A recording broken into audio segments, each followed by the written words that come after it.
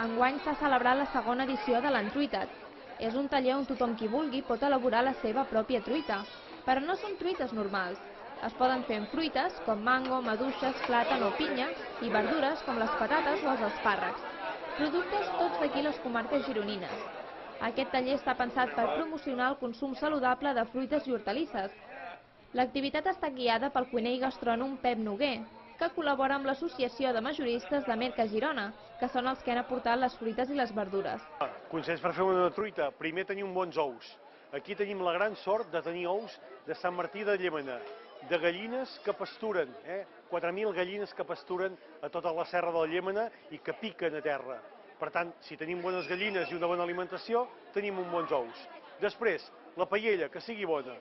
I aquí tenim les millors paelles, com no, les paelles Castell, que a més també són d'aquí. Per tant, si tenim els ous aquí, tenim les paelles d'aquí i tenim bona fruita i bona verdura de Merca Girona, com podem fer una bona truita? Amb amor.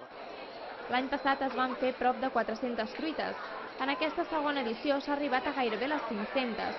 Concretament se n'han fet 477, tant dolces com salades.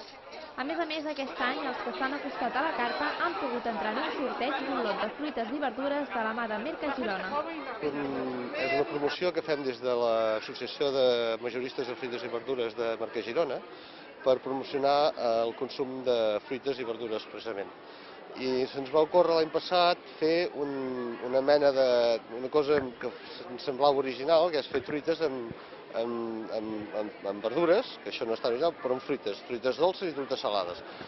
L'any passat va anar molt bé, vam fer cap a 400 truites en tota la tarda i aquest any, sobre les 7 de la tarda, ja ho hem sobrepassat.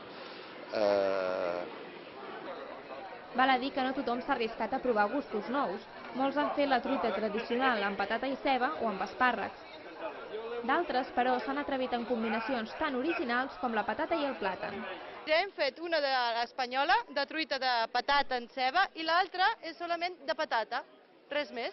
Perquè no ens agrada la innovació, ens agraden els plats tradicionals, i més per l'època de Nadal.